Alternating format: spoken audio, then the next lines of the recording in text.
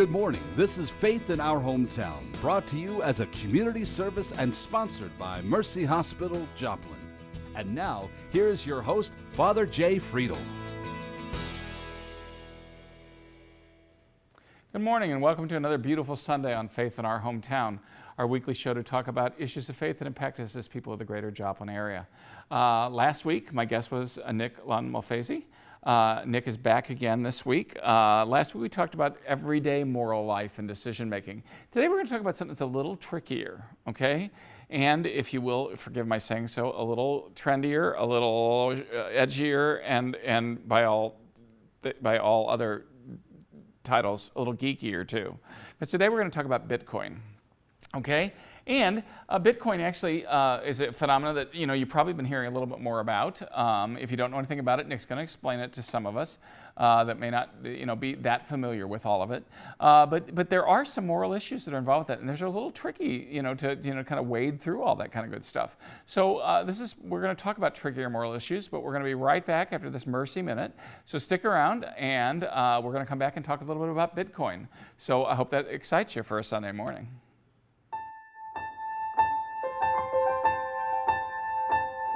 The different bariatric surgical options here at Mercy Joplin includes laparoscopic Roux-en-Y gastric bypass, laparoscopic sleeve gastrectomy, and laparoscopic lap band placement. In addition, we also offer revisional laparoscopic surgeries for those patients that have had previous bariatric procedures but have had failures. The surgical procedure of choice will vary with different individuals, and so that's why our team will work with the patient on an individual basis to determine which procedure is the best fit for them. All three of the bariatric procedures that we offer here at Mercy Joplin have a long track record of proven safety and efficacy.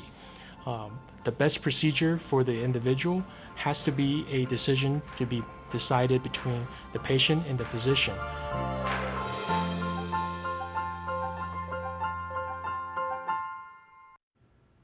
Well, again, thanks for joining us for another Sunday morning. My guest this morning, Nicholas Lund-Malfasi, who works for the Diocese of Springfield Cape Girardeau. I always laugh because, whenever I have Catholic guests on, you know what I always say. My biggest argument against Catholicism? Catholics. So there you go. At any rate, this morning we're going to talk about something that I have only got a little bit of knowledge in. I've had some people try to get me to kind of like get in on the ground floor or whatever, although it's certainly not the ground floor at this point in time, but get on this whole Bitcoin phenomena that's going on. So talk a little bit about this, because this is something some of our viewers probably have heard. They've heard the word, but they have no idea what it is that we're talking about when we say Bitcoin. So I'm interested in let me talk about what it is, but also I'm interested particularly in the moral and ethical implications and how it affects the poor and how basically its implications for the economy and for individuals. Great. So the human impact that's why it's a moral issue. Beyond the technology, absolutely. Yeah. Uh-huh. So what is Bitcoin? So Bitcoin basically is a code. It's a numeric code, a number, and it's representational of value.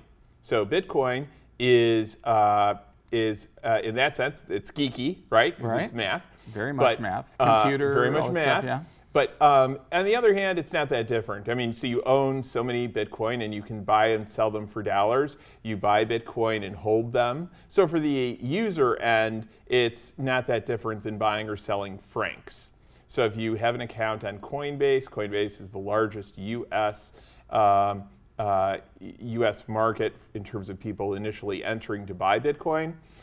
It's going to work just as if you were buying another currency. Or those commercials you see late at night to buy from, the gold exchange or those kinds of things. Yeah. Right. Okay. Yeah. Right. All right. Got it. But I don't recommend any. So people talk about investing in Bitcoin, and by that they mean buying Bitcoin and hoping it goes up. And as I mentioned to you before, that's not really my definition of investing. When you buy a stock, you're buying actually ownership in the company, and you're betting the company is going to do well, it's going to make profits, and therefore the company will be worth more money, and the stock price goes up to reflect the value of the company, and you're going to get dividends, profits. The company will make money. So you're an owner That's if in you the invested company. well. If you invested well, right. And if it doesn't do well, you'll suffer the loss. But that's investing. So this is more speculation. And traditionally, Christians morality, going back even to the early first generation Christians, we sometimes call the fathers of the church, had a very negative view on speculation, which is just buying to make more money. That all you're doing in the case of buying Bitcoin is you're buying and you're holding and hoping it goes up. So in that sense, it's called speculation. You're buying and holding and you hope it goes up, but you don't actually own anything. You're buying it because you hope there's somebody else out there in the future that'll pay more. This is sometimes called the greater fool theory. So what is this worth? Well, there's somebody else who's willing to pay more for my Bitcoin that I own today. Now, so Bitcoin itself, as you experience it, like I said, not that different than trading other currencies or buying a currency and holding it. But actually what it is the technology behind Bitcoin is called a distributed ledger. A distributed ledger is like a checkbook or an account book that many people have, okay? And so many people have this account. It's widely distributed. And that account, that ledger, tells us who owns what. And it has a history into the past of who owns what. So, and it's encrypted, so no one person can change it. So that's the encrypted part. So we call this an encrypted digital ledger. Because otherwise, if you have a digital currency, a digital value, well, digital, you just make a copy of it. Why can't I spend the same thing 3 times? And the reason is because of this distributed ledger. And so the technology behind Bitcoin is this distributed ledger or blockchain technology. It's called a blockchain because each block is a block of transactions of money moving, or Bitcoin, or some other coin moving from one person to another. And they're linked together through math, through cryptography, in a certain way, so they can't be broken. So that's why it's called a blockchain. So in other words, these are things that I can invest in if I want, or buy into if I want to. I can just purchase these things, and I can speculate that they're going to go up. Right, and right now they're skyrocketing. Right now they're skyrocketing. Although today, when we were talking about it, when we were checking, not today, when we were checking a while back, you were showing it to me, and you were like, "Oh my gosh, it really went down." Okay, so it's like, so I mean, you speculate. Sometimes you win, sometimes you lose. Right. All right, and some people do that. Now, let's go back to this notion that we were talking about that the early church fathers had, that speculation is not. So what, some people would say, well, they were dealing in a different economy back then. Right. They didn't understand our present economy or how we do things business-wise. Why is that so bad? Well, I think those things are all true. What they didn't know is human nature. So human nature has not changed. And the basic vices of the human person, they grip our heart, and they wrench it in a certain direction. And so if you gamble for fun and you have a good time, that's one thing. But it's another thing when you really devote your life to, you've got to win, you've got to make money. And so what they're concerned about is greed. It's this fostering of the love of money, which we've proverbially said is the root of all evil. This warping one's life around and getting excited about not one's character, not loving others, but making money. And it can become a kind of addictive obsession when you gamble or speculate. But Nick, how is that any different than, for example, a person who's just a good businessman and wants to make as much money as they can and then uses that money for good things? How's that any different? That's an excellent question. And I'm known for those. I appreciate, I've been here for one of the first today, and that's great. So the difference is all the other stuff that desire is integrated with what? The good businesswoman or good businessman wants to make a product or a service that helps others. They're really being of service to the community. They put their own life and their own time and their own money on the line to do it. They're taking a risk. And so the profit motive, the desire, hey, I'm going to make money, is there. But I don't think you're going to find any legitimate business person that isn't trying to say, I'm really trying to provide a service and help people. If you tell me this person only cares about one thing, making money, that's called a scam artist. That I don't care that I'm giving people nothing of value. I don't care that I'm serving food that's actually going to make people sick or that's harmful.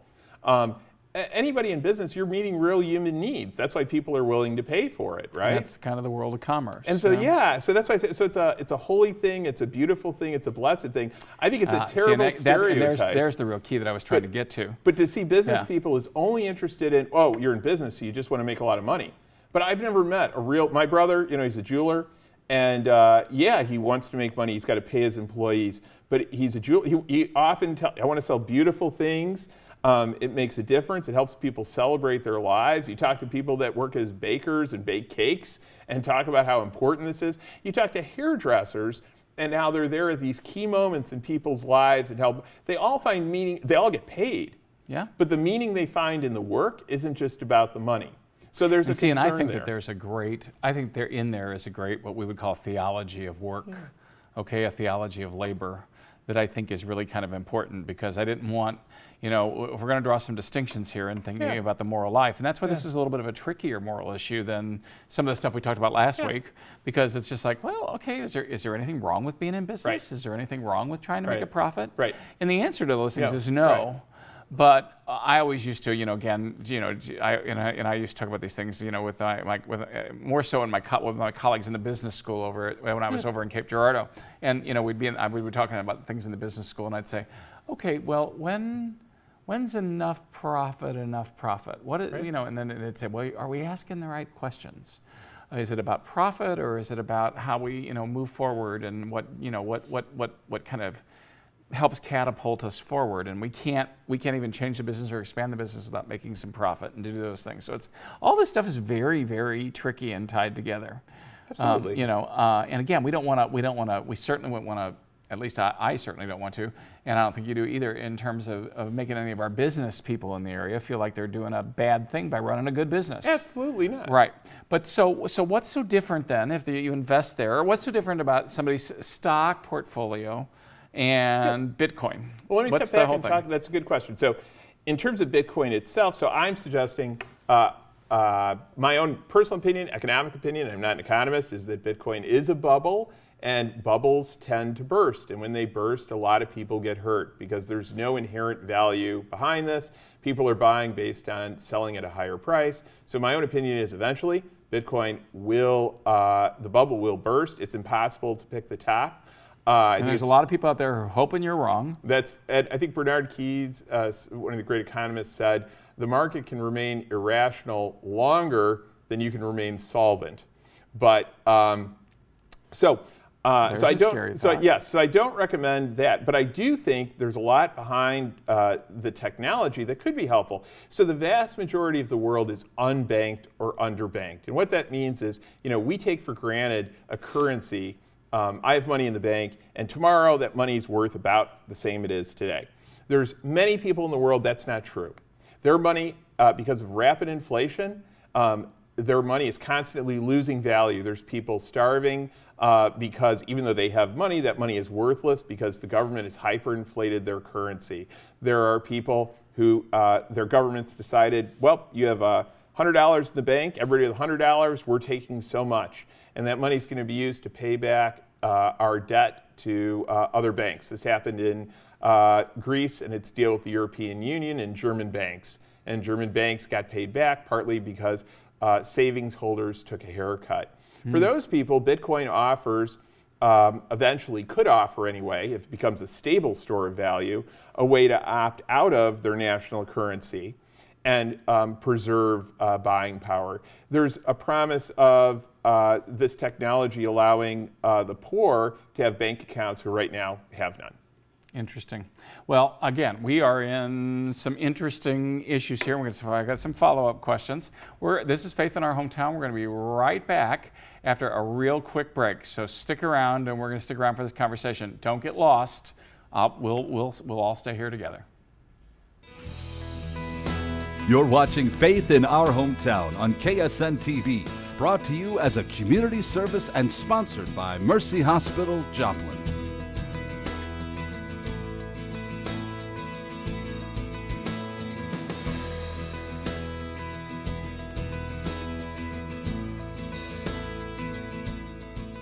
Again, thanks for sticking with us. Again, we're in some, like I said, and again, and I'm not picking on you or anything, but this is like really geeky territory for me. Okay, so I want to try to bring it back to make sure that we don't lose anybody here. So don't anybody turn the dial yet. Okay.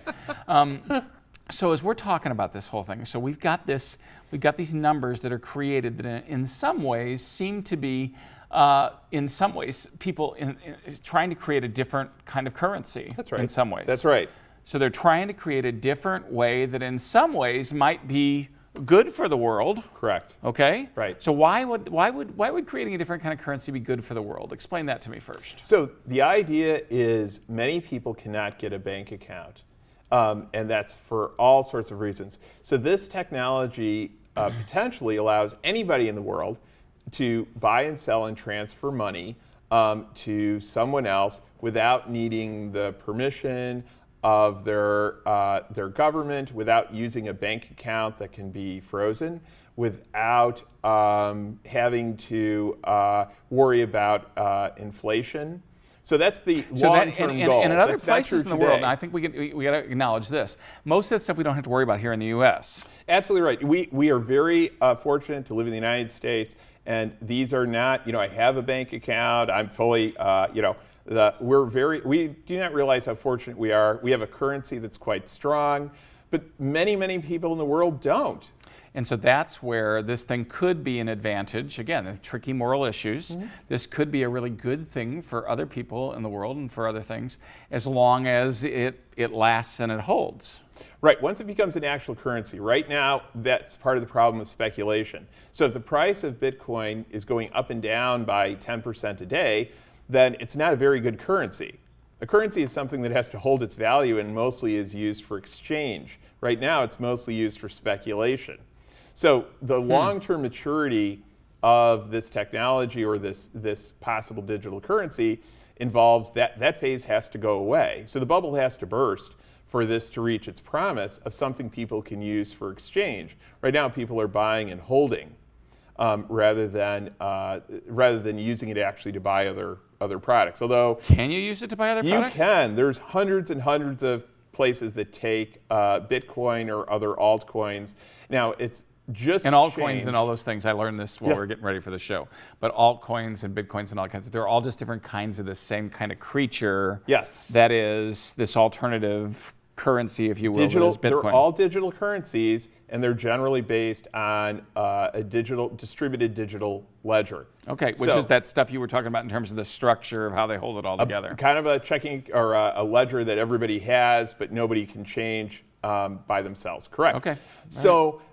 There's many other, based on that same technology, they're called altcoins, and those also are being used, and some of those are being used to do, one of them, Ethereum in particular, is interesting because this coin, the technology behind it, the distributed ledger, is used as if it's a computer. So it can actually process transactions, contracts, programming code. And so you've got money now that functions as a computer and that can execute contracts on its own. So they've built, in a sense, a computer that's distributed all over the world, that's running all over on any computer that's hashing, that independently of any human actor is executing code, and that code can mean buy a stock. That code can mean sell something. That code can mean you and I made a bet about who's going to win the World Series and which one of us is going to get paid, and will automatically get paid. So they say it's the first world computer. These are these kinds of things that basically you can build programs to pay. Exactly. Or to have taken away from you if you enter into some kind of a relationship or an agreement. It's a contract on the Ethereum blockchain, exactly, and we can do that today. So in other words, I could say, and we could do it for something like, okay, you're going to remodel my bathroom for this. Yes. And so it could be like currency. Yes. But it could also be for all kinds of other things. Yes, so that's the ability of this, one of the alternative coins called Ethereum. Okay. So the technology behind it there's real possibilities. There's real uses, but again, I'm most concerned. So I think the speculation is bad. But if you want to make money on the technology, I'd say it's get rich slow. So really learn about it. Learn how to program Ethereum contracts. It's all open source. All the information's online. Just type in Ethereum. Go to the Ethereum website. They teach you how to do all this. You don't have to know anything about computing. You can hash. I showed you I use one of my computers at home. and I've built a little computer too. And what it does is it hashes. So I'm selling my computer's processing power, and I'm paid for that every day. I'm paid in Bitcoin. So I'm earning Bitcoin by selling hashing power. And So in other words, you're performing a service and they're paying you for something. they're paying me, and that's so my computer is part of this Does the diocese know universal you're moonlighting? computer. No, I'm just kidding. You know, I'm just I have not cleared that with that my computer's working hard. I think as long as I'm working it the hard too, diocesan I'm computer? okay. No, it's at my house. Okay, Let's clarify good. that. Let's clarify Let's that. clarify That's a good that. thing. It is at home. So All right, yeah. so let me refeed, because I'm trying to make sure, I'm trying not to get lost, and I'm trying to make sure everybody out there doesn't get lost. If I don't lose you, I'm sure I won't lose anybody else. Well, probably, yeah. I don't know, because I'm kind of lost. All right, so let's get back to this as a moral issue, okay? So we're starting to, I hope that if nothing else, this illustrates that there is a whole different world and a whole different, way of kind of looking at how we might have a different currency, a different way to do transactions, a different way to do bartering, which is the old system in a brand new way. But this is just for like more the computer savvy and people who are looking for a little bit of a different platform. Okay, so one of the good moral things of this might be that it might elevate some folks who might not otherwise be able to do something to be able to participate in a way that might be a little bit. What are the dangers? What are the dangers excellent. now? I was waiting for you to ask me So the dangers is this technology, like any technology, is open to abuse. So many people have heard about Bitcoin originally because ransomware. So you've heard of these bugs that lock your computer, and they say, well, if you want us to unencrypt it, you have to send us money in Bitcoin. And so that's where it first got famous. It could be used for money laundering. Now, the truth is cash can be used for money laundering. And in fact, I believe it's India just banned two of their most common bills. They said, after this date, all, let's say hypothetically, $20 notes are no longer currency. And they did that because they wanted to cut down on a cash economy and money laundering and force people to use banks. So cash can be used for money laundering. Cash can be used to avoid taxes. So can Bitcoin. That's what Bitcoin advocates would say is, you're right, Nick, it can be abused. It could be used to funnel money to terrorists. It could be used to get around know your customer laws. That's the law that requires my bank to know who I am. And so usually you have to provide an ID and prove to them. So that prevents money laundering and funding terrorists. Bitcoin potentially could get around that stuff. It's not regulated. It's subject to these speculative bubbles. So, right now, that's part of the danger. Is that absolutely. I'm very concerned. Wow, there's no government. There's no government. There's no protection behind it.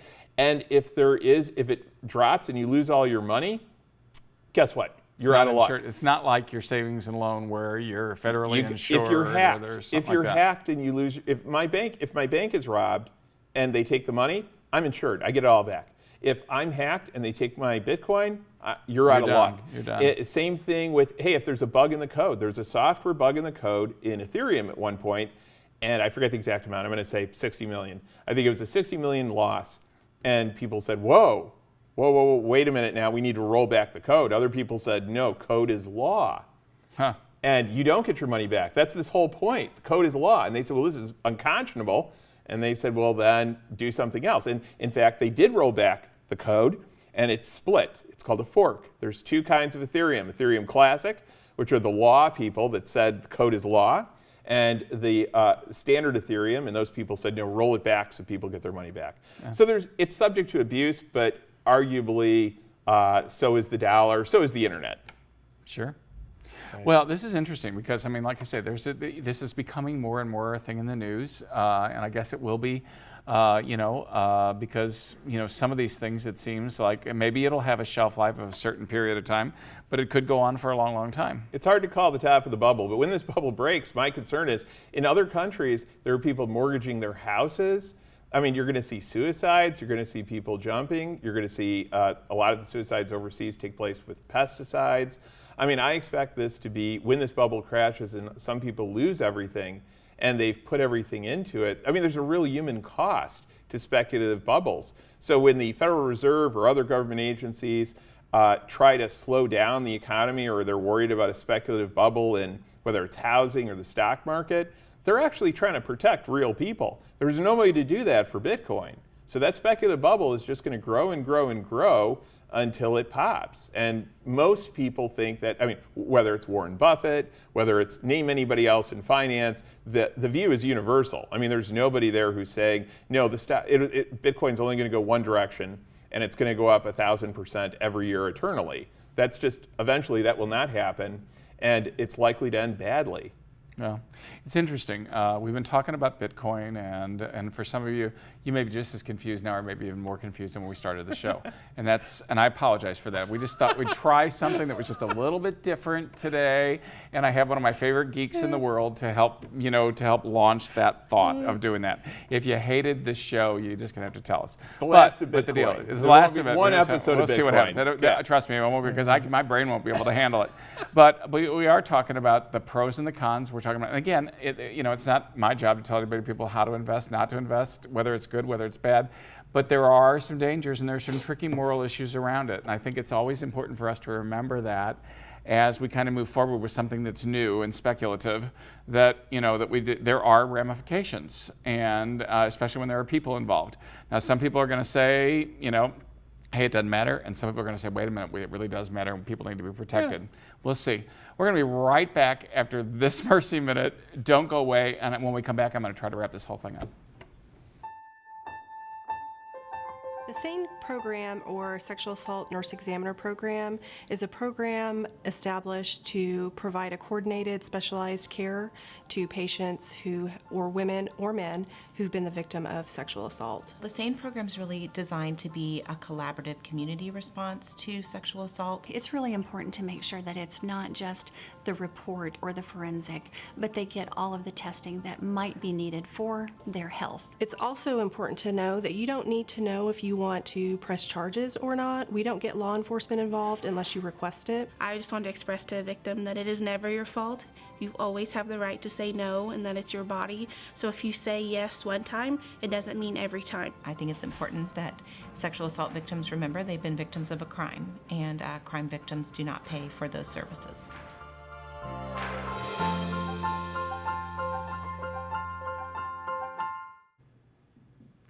If you are at all scientific or speculative or any of those things, you probably really enjoyed the show today. Made me a little dizzy myself, but I still think it's important that once in a while we grapple with things that we don't really understand. We're hearing a lot about Bitcoin in the news, and again, for a show for faith in our hometown, I just wanted everybody to stop and think, there are some moral ramifications for getting involved. And that is with anything that we do. All of our actions have moral dimensions to them. And so are we doing something to help the world? Are we doing something that could hurt the world? Are we doing something that could help ourselves or hurt ourselves, help our families, help ourselves? And people are going to come down in different places. So notice we didn't make any decisions for anybody today. But I do hope that when we start to get involved in things that might be speculative, we're going to at least consider those options. Join us again next week for Faith in Our Hometown. Send us your comments, and God bless. Have a great week. Thanks for watching. Faith in Our Hometown can be seen Sunday mornings at 6:30 and 9 a.m. on KSN. Brought to you as a community service and sponsored by Mercy Hospital, Joplin.